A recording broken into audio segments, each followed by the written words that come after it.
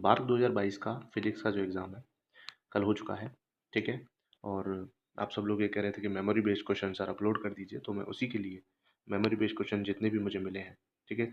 आपको बता दूं मेमोरी बेस्ड क्वेश्चन जो है वो मुझे अप टू 80 तक मिल गए, लेकिन क्लियर डेटा जो है वो अभी तक 50 का ही मिला है ना। और उनमें से इस वीडियो में जो है मैं आपको 25 क्वेश्चन जो है वो बता दूंगा, ठीक है। साथ ही साथ उनके आंसर भी आपको मैं बता दूंगा। और एक बात और बताना चाहूँगा मेमोरी बेस्ड क्वेश्चन शुरू करने से पहले, कि ये सारे क्वेश्चन जो हैं वो मेमोरी बेस्ड है ना। यानी कि आपको क्वेश्चन की थ्योरी जो है, जो क्वेश्चन एग्जैक्ट आया था उस वो थ्योरी नहीं मिल सकती है ना। लेकिन आपको जो डेटा वहाँ आया था, एग्जैक्ट डेटा जो था वहाँ पे, ठीक है, प्लस था माइनस था, वो सारी कंफर्मेशन चीज़ें आपको यहाँ पे मिल जाएंगी, ठीक है। और एक बात और बता दूँ आपको कि आपको बार्क के फिजिक्स के मेमोरी बेस्ड क्वेश्चन सिर्फ इसी चैनल पे मिल रहे हैं और कोई चैनल नहीं डालेगा। कॉपी करके डाल सकते हैं, लेकिन इसी चैनल पे मिल रहा है। तो आपका भी एक फ़र्ज़ बनता है कि आप भी सब्सक्राइब कर दें चैनल को, ठीक है। और अगर आपको कोई फास्ट अपडेट चाहिए तो मैं टेलीग्राम पे डालता रहता हूँ। ऐसी बहुत सारी अपडेट होती हैं जिनको मैं यूट्यूब पे नहीं डालता हूँ, लेकिन टेलीग्राम पे उन्हें जल्दी से जल्दी पोस्ट कर देता हूँ। तो जाइए, आप टेलीग्राम भी ज्वाइन कर सकते हो, डिस्क्रिप्शन में लिंक है। एक बार जब भी वीडियो अपलोड करूँ तो एक बार उसका डिस्क्रिप्शन भी आप जो है वो देख लीजिए। चलिए अब शुरू करते हैं मेमोरी बेस्ड क्वेश्चन को। तो चलिए पहला क्वेश्चन देखते हैं। क्वेश्चन कुछ इस तरह का था, which is not a property of nuclear force. आपसे पूछा गया था कि इनमें से कौन सी प्रॉपर्टी जो है न्यूक्लियर फोर्स की नहीं है। एक्सचेंज प्रॉपर्टी है, नॉन सेंट्रल भी होता है, शॉर्ट रेंज फोर्स तो होता ही होता है, स्पिन इंडिपेंडेंट। तो आंसर जो होगा इस क्वेश्चन का वो होगा स्पिन इंडिपेंडेंट, क्योंकि न्यूक्लियर फोर्स यानी कि न्यूक्लियर फोर्सेज जो होते हैं वो स्पिन डिपेंडेंट होते हैं, ना कि स्पिन इंडिपेंडेंट। तो इसका जो करेक्ट आंसर है वो है डी, ठीक है। आगे बढ़ते हैं। क्वेश्चन नंबर 2, आपसे एक क्वेश्चन पूछा गया था, which one has the highest magnetic permeability. और ऑप्शन दे रखे थे फेरोमैग्नेटिक, एंटी फेरोमैग्नेटिक, डायमैग्नेटिक या पैरामैग्नेटिक। तो इसका जो करेक्ट आंसर है वो है फेरोमैग्नेटिक। इसका जो करेक्ट आंसर है वो क्या है, फेरोमैग्नेटिक की जो होते हैं मटेरियल्स, उनकी जो मैग्नेटिक परमेबिलिटी होती है वो हाईएस्ट होती है। Next question, if trace of matrix A is zero then find A square. तो ए स्क्वायर जो है मैट्रिक्स वो क्या हो सकती है अगर ट्रेस ऑफ मैट्रिक्स ए अगर वो हमें जीरो दे रखा है, ठीक है। तो ऑप्शन दे रखे हैं आपको यहाँ पे सारे, काफ़ी सारे। करेक्ट आंसर होगा जो ए स्क्वायर होगा, जिसका ट्रेस अगर मैट्रिक्स ए का ट्रेस जीरो है तो ए स्क्वायर जो होगा उसका आंसर होगा minus determinant of A dot आई। यहाँ पे आई क्या है, आइडेंटिटी मैट्रिक्स है, ठीक है। और ये जो इस क्वेश्चन में जो स्पेशली एक चीज़ और ऐड करना चाहूँगा, ये जो मैट्रिक्स है ए वो 2/2 की मैट्रिक्स थी। यहाँ पे ए जो मैट्रिक्स थी वो 2/2 की मैट्रिक्स दे रखी थी, ठीक है। तो वैसे भी इजी हो जाता है जब 2/2 की मैट्रिक्स आती है तो क्वेश्चन, है ना। तो आप भले ही क्वेश्चन को मान कर भी ये भी कर सकते थे कि 2/2 की कोई भी एक मैट्रिक्स ले लेते और उससे भी आप इसे सॉल्व कर सकते हो। इसका करेक्ट आंसर होगा A square equals to minus determinant of A dot I. Okay, अगला क्वेश्चन देखते हैं। क्वेश्चन नंबर 4 था, find the ratio of rotational states 2 plus and 4 plus. Okay, तो ये आपका 2 प्लस एंड 4 प्लस स्टेट्स दे रखी थी, है ना। और यहाँ पे 2 प्लस में जो 2 है वो तो अपना टोटल एंगुलर मोमेंटम है, और प्लस जो है वो पेयर टी को रिप्रेजेंट कर रहा है, आपको पता ही होगा। तो एनर्जी जो होती है वो आपको मैं बस एनर्जी का हिंट दे देता हूँ। इसकी जो एनर्जी होती है, अच्छा ये यहाँ पे मैंने लिखना भूल गया हूँ, find the ratio of rotational state 2 plus and 4 plus. तो यहाँ पे रेशियो ऑफ एनर्जी आएगा, ठीक है। तो यहाँ पे क्या आएगा, रेशियो ऑफ एनर्जी आएगा यहाँ पे, ठीक है। आपको एनर्जीज का रेशो बताना था और स्टेट थी 2 प्लस और 4 प्लस, ठीक है। तो इसकी जो एनर्जी होती है वो कितनी होती है आपको मैं बता देता हूँ, J plus 1 h cut square upon 2 I, ठीक है। तो ये होती है। अब आपको देख सकते हो ये चीज़ें जो होंगी रेशो में आपस में कट जाएंगी, बचेगा क्या, जे प्लस 1 बचेगा। तो आप जैसे ही आप इसे सॉल्व करोगे तो करेक्ट आंसर आएगा 3:10, ठीक है। अगला क्वेश्चन देखते हैं। इफ डेंसिटी ऑफ स्टेट, हमें डेंसिटी ऑफ स्टेट दे रखी थी जीई डायरेक्टली प्रोपोर्शनल थी अंडर रूट एप्सिलॉन के, then find the dependency of Fermi energy on N, ठीक है। तो नंबर ऑफ जो पार्टिकल्स होते हैं उन पे हमें फर्मी एनर्जी की डिपेंडेंसी निकालनी थी। तो जैसे ही आप देखोगे आपको पता होगा डेंसिटी ऑफ स्टेट जो होती है वो डायरेक्टली प्रोपोर्शनल होती है ई की power D upon S minus 1, और यहाँ पे जो डायरेक्टली प्रोपोर्शनल दे रखी है वो ई की पावर 1/2 दे रखी है। तो जैसे ही आप इन दोनों को कंपेराइज करोगे तो डी वाई एस की जो वैल्यू आएगी वो आएगी 3/2, डी वाई एस की वैल्यू 3/2 आएगी। अब आपको पता है जो फर्मी एनर्जी होती है उसकी डिपेंडेंसी एन पे क्या होती है, एस बाई डी होती है। तो आप आराम से सॉल्व कर सकते हो। और डी वाई एस आया था हमारा 3/2, तो इसका आंसर आ जाएगा 2/3। तो करेक्ट आंसर क्या हो जाएगा, एन की पावर 2/3, करेक्ट ऑप्शन हो जाएगा ए। नेक्स्ट क्वेश्चन बात करते हैं। आपके लिए दे रखा था आइगन वैल्यूज दे रखी थी, 3 आइगन वैल्यूज आपके लिए दे रखी थी। Given eigen values 0 iota and minus iota. तो आपको मैट्रिक्स फाइंड आउट करनी थी कि मैट्रिक्स कौन सी हो सकती है। क्या वो हर्मिशियन मैट्रिक्स होगी, क्या वो एंटी हर्मिशियन होगी, क्या वो यूनिटरी होगी, क्या वो नल मैट्रिक्स होगी। तो इसका जो करेक्ट ऑप्शन है वो है एंटी हर्मिशियन, क्योंकि एंटी हर्मिशियन जो मैट्रिक्स होती है उनकी जो आइगन वैल्यूज होती हैं या तो वो जीरो होती हैं या फिर वो प्योरली इमेजिनरी होती हैं। ठीक है, या तो वो जीरो होंगी या फिर प्योरली इमेजिनरी होती हैं हर्मिशियन एंटी हर्मिशियन मैट्रिक्स के आइगन वैल्यूज। ठीक है, आगे बात करते हैं। नेक्स्ट क्वेश्चन है 7वां। आपके लिए इस तरह से एक रिएक्शन दे रखी थी, प्रोटॉन पाइमीजोन एंड पॉजिट्रॉन। तो आपको फाइंड आउट करना था कि इसमें कौन सा रूल जो है वो वायलेट हो रहा है। तो आप जैसे ही देखोगे तो यहाँ पे कौन सा रूल वायलेट हो रहा है, वो है बेरियर नंबर वाला रूल। क्योंकि प्रोटॉन के लिए बेरियर नंबर होता है 1, पाइमीजोन के लिए होता है 0 और पॉजिट्रॉन के लिए होता है 0। तो आप यहाँ देखोगे LHS में 1 है बेरियर नंबर, लेकिन RHS में 0 है। तो इसलिए बेरियर नंबर जो रूल है वो क्या हो जाएगा, यहाँ पे वायलेट हो जाएगा। आगे बात करते हैं। नेक्स्ट क्वेश्चन है find the value of integration. Integration आपके लिए दे रखा है यहाँ पे cos square T Z upon Z cube dot D Z. ठीक है, और यहाँ पे mod of Z it is equal to 1 दे रखा है। ये हमें गिवन है, आपको इस इंटीग्रेशन की वैल्यू निकालनी थी। आपको पता है ये कॉम्प्लेक्स एनालिसिस का क्वेश्चन है। तो आप जैसे ही इसे सॉल्व करोगे तो आप यहाँ पे सबसे पहले इसके लिए रेजिड्यू निकालोगे, क्योंकि आपको पता है ये जो क्वेश्चन सॉल्व होगा उसके लिए फॉर्मूला लगेगा 2 pi iota sum of all residue. ठीक है, ये वाला फॉर्मूला जो है यहाँ पे लगने वाला है। तो जैसे ही आप इसे सॉल्व करोगे तो आपको आंसर जो मिलेगा वो ये मिलेगा -2 पाई आटा टी स्क्वायर। ओके, अगला क्वेश्चन देखते हैं। गिवन 2 पार्टिकल हमें दे रखे हैं और 3 स्टेट्स दे रखी हैं। Then find the number of micro state for Bose Einstein statistics and Fermi Dirac statistics. ठीक है, तो हमें इन दोनों के लिए फाइंड आउट करना था। 2 पार्टिकल और 3 स्टेट दे रखी हैं। तो जैसे ही, क्योंकि इनके लिए डायरेक्ट फॉर्मूले होते हैं, बोस-आइंस्टीन के लिए आपको पता होगा Ni plus Gi-1 upon factorial Ni upon factorial Gi-1। ठीक है, और आपको पता है फर्मी डिराक के लिए क्या होता है, GiCNi। यही होता है। यहाँ पे Gi क्या होती है, स्टेट्स, नंबर ऑफ स्टेट्स होती हैं, और Ni क्या होते हैं, नंबर ऑफ पार्टिकल्स होते हैं। ठीक है, तो आप जैसे इसे सॉल्व करोगे तो आप फाइंड आउट करोगे कि ऑप्शन आएगा 6 एंड 3। ओके, नेक्स्ट क्वेश्चन देखते हैं। नेक्स्ट क्वेश्चन है इलेक्ट्रॉनिक्स का। आपके लिए कुछ इस तरह का सर्किट दे रखा था और पूछा था कि ये सर्किट है किस गेट की तरह बिहेव करेगा। तो ये सर्किट बिल्कुल एग्जैक्ट है, इसी तरह से दिया गया था। यानी कि जो नॉट गेट यहाँ पे दिए गए हैं दोनों, उनका इनपुट को हमने इन्होंने 1 1 से रिप्रेजेंट किया है और इसके आउटपुट को इन्होंने 2 2 से रिप्रेजेंट किया है। ठीक है, अब देखो बच्चे जो हैं वो शायद गलत कर सकते हैं यहाँ पे, क्योंकि यहाँ जो नैंड गेट दिया था उसके इनपुट्स जो दे रखे थे वो 1 और 2, यानी कि 1 क्या है, नॉट गेट का इनपुट है, और 2 क्या है, नॉट गेट का आउटपुट है। ये यहाँ पे लगाना था। ठीक है, और यहाँ पे हमें फाइनल आउटपुट बताना था। फाइनल आउटपुट के आधार पे हमें बताना था कि ये किस गेट की तरह बिहेव करेगा। ठीक है, तो आपको इस क्वेश्चन को सॉल्व करोगे, जैसे ही आप देखो यहाँ पे 1 है तो यहाँ पे भी 1 है, यानी कि यहाँ पे जो इनपुट आप दे रहे हो वही इनपुट आप यहाँ पे दोगे। अगर यहाँ पे आप 0 दोगे तो यहाँ पे भी आप 0 दोगे, अगर आप यहाँ पे 1 दोगे तो यहाँ पे भी आप 1 दोगे।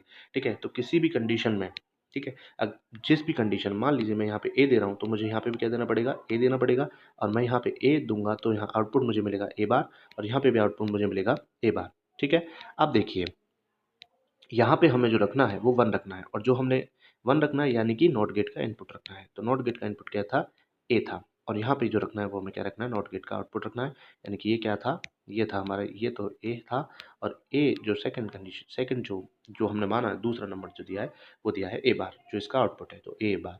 अब आपको पता है नैंड गेट क्या करता है, लास्ट में आकर के ए डॉट ए बार का भी बार जो है हम यहाँ पे फाइंड करेंगे। तो ए डॉट ए बार होता है 0 और 0 का बार होता है 1। होता है नहीं होता, बिल्कुल। तो यहाँ पे इस तरह से जो आंसर हमारा बन रहा है, यानी कि हम 0 0 रखेंगे तो भी हमें 1 मिलने वाला है, और 1 1 रखेंगे तो भी हमें 1 मिलने वाला है। तो आप यहाँ पे देख सकते हो कि ये सर्किट है वो एक्स और गेट की तरह बिहेव करेगा। ठीक है, तो एक ही इस तरह का ऑप्शन था, क्योंकि और गेट में नहीं होगा, एंड गेट में नहीं होगा, नॉर गेट में नहीं होगा, तो एक्स और गेट की तरह क्या करेगा, ये बिहेव करेगा। ठीक है, आगे बात करते हैं नेक्स्ट क्वेश्चन। नेक्स्ट क्वेश्चन था आपके लिए यहाँ पे एक कंडीशन गिवन थी, S equals to S0 minus C E square. यहाँ पे एस जो है एंट्रोपी है, ई जो इंटरनल एनर्जी, और सी जो था वो कांस्टेंट था। ठीक है, और आपसे क्या पूछा गया था, एनर्जी पूछी गई थी। ठीक है, इन टर्म्स ऑफ टेम्परेचर। तो आपको एक कंडीशन याद होगी इसी में कि डेल एस ओवर डेली जो होता है, ठीक है, आपको मैं बताता हूँ इस क्वेश्चन को सॉल्व करने के लिए। डेल एस ओवर डेली जो होता है वो क्या होता है, 1/t होता है। ठीक है, जैसे ही आप इसको सॉल्व करोगे, डेल एस ओवर डेली इज टू 1/t, है ना, आपके लिए क्योंकि इस क्वेश्चन दे रखी है और ये S0 भी है, ये भी क्या है, कांस्टेंट है ये भी। जैसे ही आप इसके सापेक्ष इसका डिफरेंशिएशन करोगे तो आपको जो आंसर फाइनल आंसर मिलेगा ई इज टू मिलेगा, वो होगा ई इज टू -2ct की होल पावर इनवर्स। ओके, चलिए अगला क्वेश्चन बात करते हैं। अगला क्वेश्चन है आपके लिए, यहाँ पे दे रखा था डेल प्लस प्लस बेरियन दे रखा था, उसका क्वार्क स्ट्रक्चर पूछा था कि वो क्वार्क स्ट्रक्चर उसका क्या होता है। ठीक है, तो क्या होता है, तो ये तो बहुत ही सिंपल है। ठीक है, डायरेक्ट, क्योंकि मार्क में क्या है, बहुत ही सिंपल क्वेश्चन आते हैं और स्टैंडर्ड क्वेश्चन आते हैं कि आपको जो थ्योरी में अगर किसी ने पढ़ाया होगा टीचर ने, तो वो डायरेक्ट क्वेश्चन भी वहाँ से उठ के आते हैं। ठीक है, तो इसका जो करेक्ट आंसर होगा वो होगा यू यू यू। ठीक है, आगे बात करते हैं। नेक्स्ट क्वेश्चन था, देखो क्वेश्चन की थ्योरी कंप्लीट नहीं है लेकिन क्वेश्चन का हल्का फुल्का सा डेटा कंप्लीट है और उसका आंसर मुझे पता है। देखो फाइन स्ट्रक्चर कांस्टेंट आपके लिए दे रखा है अल्फा, और जेड जो है वो एटॉमिक नंबर दे रखा है, सी जो है वो तो आपको पता ही है ना, atomic number of element, and find the average speed. आपसे जो फाइंड आउट करने के लिए बोला गया था, आपको एवरेज स्पीड फाइंड आउट करने के लिए बोला गया था। ठीक है, तो इसका जो करेक्ट ऑप्शन है वो होगा अल्फा जेड सी। जो भी लोग अल्फा जेड सी भर के आए हैं वो इसका करेक्ट ऑप्शन है ना। तो इसका ऑप्शन का है correct option alpha Z C. Question मैं बता रहा हूँ, इसका जो क्वेश्चन का थ्योरी है वो कंप्लीट नहीं है, लेकिन इसमें ऐसा कोई कंडीशन भी नहीं, जैसा मुझे बताया गया है तो उन्होंने ये बताया कि ऐसी भी कोई कंडीशन नहीं दे रखी थी जिससे कि आंसर जो है डिफरेंट हो जाए। तो ठीक है, तो ये नॉर्मल क्वेश्चन है, तो इसकी जो वैल्यू होगी वो क्या होगी, अल्फा जेड सी। आगे बात करते हैं। 14 क्वेश्चन आपके लिए दे रखा था, गिवन एसिटिलीन। ठीक है, और एसिटिलीन का आपके लिए यहाँ पे स्ट्रक्चर दे रखा है, तो उसने पूछा था then find the vibration number of vibrational degree of freedom, आपसे पूछा गया था। तो number of vibrational degree of freedoms जो होंगे इसमें एसिटिलीन के लिए वो हो जाएंगे 7। ठीक है, इजी क्वेश्चन है, लीनियर है, तो आप निकाल सकते हो इजीली कि नंबर ऑफ वाइब्रेशन। ठीक है, 3D कंसिडर करोगे, सबसे पहले आप इसे क्या कंसिडर करोगे, 3D में कंसिडर कर लो तो total number of degree of freedom हो जाएंगे 12, और लीनियर है तो इसलिए कितने हो जाएंगे इसके वाइब्रेशन डिग्री ऑफ फ्रीडम्स, 7 हो जाएंगे। ओके, चलिए अगले क्वेश्चन की बात करिए। If A is a matrix eigen values A I, ठीक है, तो ए की जो आइगन वैल्यूज हैं वो ए आई है, और ए जो है वो एन वाई एन मैट्रिक्स दे रखी थी उस क्वेश्चन में। ठीक है, एंड बी जो है वो आपके लिए क्या दे रखा है, बी इज टू ई की power A, then find the correct option. तो आपको करेक्ट ऑप्शन फाइंड आउट करने के लिए बोला गया था। तो देखो आप ऑप्शन पढ़िए फटाफट से, A and B have same eigen values and eigen vectors, नहीं ऐसा पॉसिबल नहीं है। ठीक है, A and B different eigen values and eigen vectors, या ये हो सकता है, लेकिन पहले ऑप्शन पढ़ लेते हैं। B has eigen values E की power A I and same eigen vectors, हाँ ये जरूर है, लेकिन आइगन वेक्टर्स भी जो होंगे वो उसके डिफरेंट होंगे, इसलिए जो करेक्ट ऑप्शन बनेगा वो डी बनेगा, यानी कि B has eigen values E की power A I and different eigen vectors. Okay, तो इसका जो करेक्ट ऑप्शन है वो क्या बनेगा, डी। चलिए आगे बात कर लेते हैं। नेक्स्ट क्वेश्चन जो था वो लाप्लास ट्रांसफॉर्मेशन से था, यानी कि उसमें दे रखा था कि F of S is a Laplace transformation of F of T, then find the Laplace transformation of F of A T. ठीक है, जहाँ पे ए जो था वो क्या था, एक कांस्टेंट था। तो ये भी बहुत सिंपल क्वेश्चन था, डायरेक्ट प्रॉपर्टी पूछी जाती है। तो देखो मार्क वगैरह में जो क्वेश्चन होते हैं वो ईजी होते हैं, है ना, जिसने नेट की प्रिपरेशन कर रखी है उसको पता है ना, बहुत ही ईजी क्वेश्चन आते हैं, डायरेक्टली बुक से आते हैं। लेकिन नेट का लेवल तो काफ़ी हाई है, लेकिन बार्क के एग्जाम का लेवल हाई नहीं है, लेकिन बार्क के इंटरव्यू का लेवल काफ़ी हाई होता है। ठीक है, तो इसका जो आंसर होगा, करेक्ट आंसर होगा, आपको पता है डायरेक्ट प्रॉपर्टी है 1/a and F of S by A. Okay, this is the correct answer. आगे बात करते हैं 17 क्वेश्चन। तो इसमें आपसे पूछा था कि मिनिमम कंपैरेटर रिक्वायर्ड, ठीक है, number of minimum comparator required for 4 bit flash ADC के लिए आपसे ये क्वेश्चन था। ठीक है, तो ये भी एक स्टैंडर्ड क्वेश्चन है, तो इसका जो करेक्ट ऑप्शन होगा वो होगा 15। ठीक है, यहाँ पे गलती से लिख गया है 12, 12 नहीं होगा। ठीक है, इसका रिमेंबर रखना, इसका 12 नहीं होगा, इसका जो करेक्ट ऑप्शन होगा वो होगा 15, यानी कि हमें एक flash ADC 4 bit flash ADC अगर बनाना है तो वो क्या होगा, उसके लिए मिनिमम कंपैरेटर रिक्वायर्ड अगर आपको चाहिए तो उसका करेक्ट ऑप्शन होगा 15। क्या हो जाएगा उसका correct option, 15 is the correct option. ठीक है, आगे बात करते हैं 18। The positive feedback is use for, यानी कि आपको पूछा गया था कि पॉजिटिव फीडबैक किस में यूज होता है। तो एक ऑप्शन था एम्पलीफायर, एक ऑप्शन था ऑसिलेटर, और ये दो ऑप्शन जो हैं वो कंफर्म नहीं है ये ऑप्शन थे या नहीं थे, बट उससे कोई फ़र्क नहीं पड़ता है ना। ये दो ऑप्शन का डाउट है कि ये दो ऑप्शन उसमें थे या नहीं थे, पता नहीं, लेकिन इसका जो करेक्ट ऑप्शन बनेगा वो था ऑसिलेटर, उसमें जरूर था। तो पॉजिटिव फीडबैक जो होता है वो ऑसिलेटर में यूज़ करते हैं, एम्पलीफायर में आपने देखा हुआ हम नेगेटिव फीडबैक यूज़ करते हैं। तो पॉजिटिव फीडबैक जिसमें हम यूज़ करते हैं वो है ऑसिलेटर। तो करेक्ट ऑप्शन इसका क्या होगा?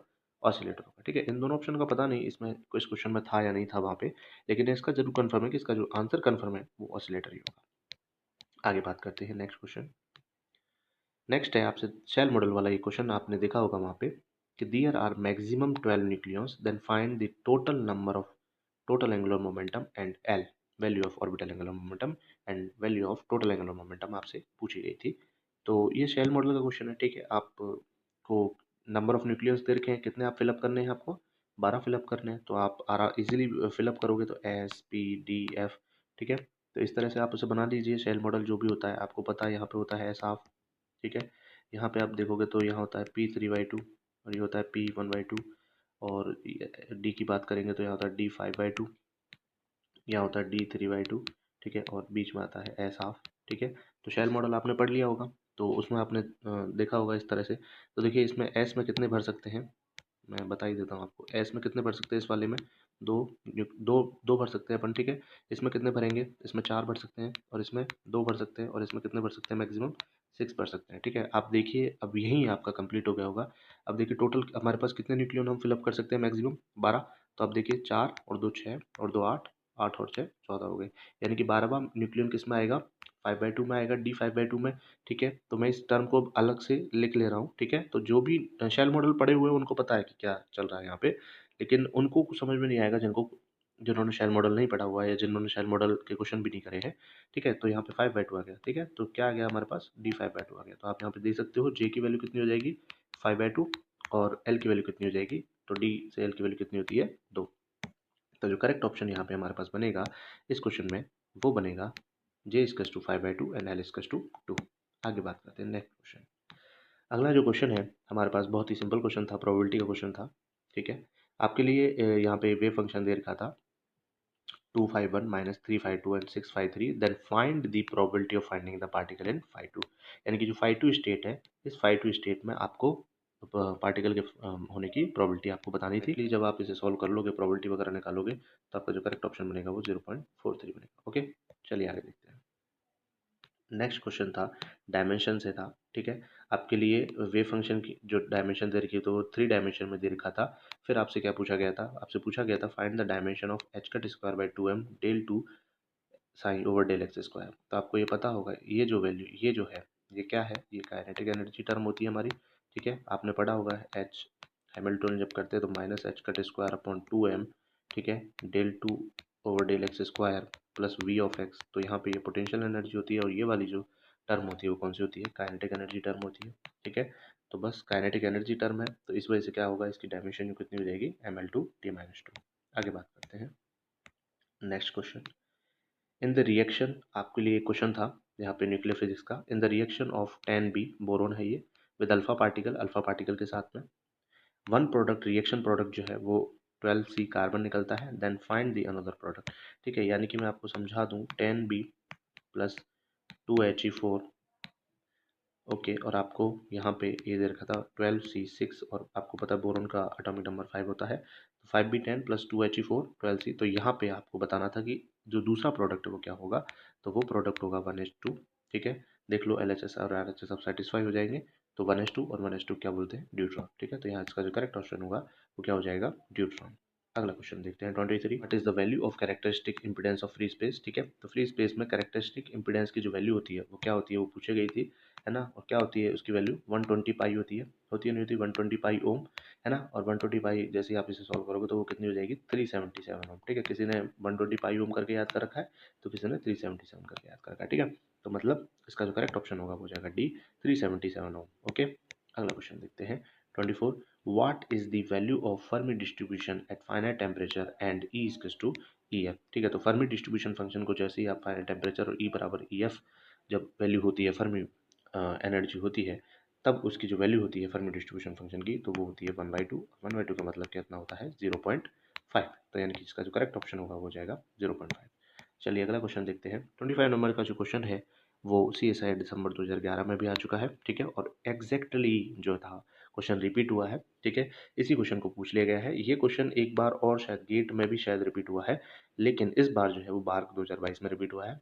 तो आप यहाँ पे इसका पढ़ लीजिए वेव फंक्शन दे रखा है आपका पार्टिकल t बराबर 0 पे साइन 0 1/√2 0 1। ये जो क्वेश्चन है ना, एक बहुत स्टैंडर्ड क्वेश्चन है, ठीक है। हर एग्जाम में मतलब कहीं ना कहीं तो ये आ जाता है, तो इसका आंसर अगर आप डायरेक्ट भी याद कर ले तो भी कोई प्रॉब्लम नहीं है। प्रोसीजर से भी निकालना चाहेंगे तो भी प्रोसीजर भी इसका बहुत सिंपल है। Are the normalize eigen state and eigen values E1 E2 E2 is greater than E1, the shortest time after which sine T will be orthogonal to sine 0 is. ठीक है, तो आपसे क्या पूछा गया था, शॉर्टेस्ट टाइम आपसे यहाँ पे पूछा गया था, शॉर्टेस्ट टाइम पूछा गया था आफ्टर भी साइन टी और साइन 0 जो है वो एक दूसरे के ऑर्थोगोनल हो जाए। तो देखिए इसका जो करेक्ट आंसर बनेगा वो बनेगा pi h cut upon E2 minus E1। Okay, तो ये थे 25 मेमोरी बेस्ड क्वेश्चन, ठीक है, बार्क के फिजिक्स से रिलेटेड। अगर आपके पास भी कोई मेमोरी बेस्ड क्वेश्चन है तो आप मुझे कमेंट कर सकते हैं, ठीक है। और इन क्वेश्चंस की जो पीडीएफ है वो मैं टेलीग्राम पे आपको प्रोवाइड करा दूंगा। टेलीग्राम की जो लिंक है मैंने आपके डिस्क्रिप्शन में डाल दी है, फटाफट जाइए वहाँ जा करके चैनल को ज्वाइन कीजिए। और हाँ, एक बात और, वीडियो को शेयर कीजिए, अगर आपको लगा है कि हाँ सच में हेल्पफुल है तो वीडियो को शेयर कर दीजिए और चैनल को जो है वो सब्सक्राइब कर लीजिए, क्योंकि यहाँ पे आपको CSIR नेट, गेट, बार्क और काफ़ी सारे हायर एजुकेशन रिलेटेड जो इन्फॉर्मेशन है वो भी आपको यहाँ पे मिलेंगी, ठीक है। तो फटाफट से जाइए, चैनल को सब्सक्राइब कर लीजिए, टेलीग्राम चैनल को ज्वाइन कर लीजिए। और आगे भी अभी जो है वो 25 मेमोरी बेस्ड क्वेश्चन मैंने आपको बताए हैं, ठीक है। अगली वीडियो में भी आने वाला हूँ 25 मेमोरी बेस्ड क्वेश्चन लेकर के, ठीक है। तो फटाफट से जाइए, चैनल को सब्सक्राइब कर लीजिए और वीडियो को शेयर जरूर कर दीजिए। और जो भी आपके साथ बाहर का एग्जाम दे के आए हैं फिजिक्स का, उनके साथ भी वीडियो को जो है वो शेयर जरूर कीजिए। Thank you for watching.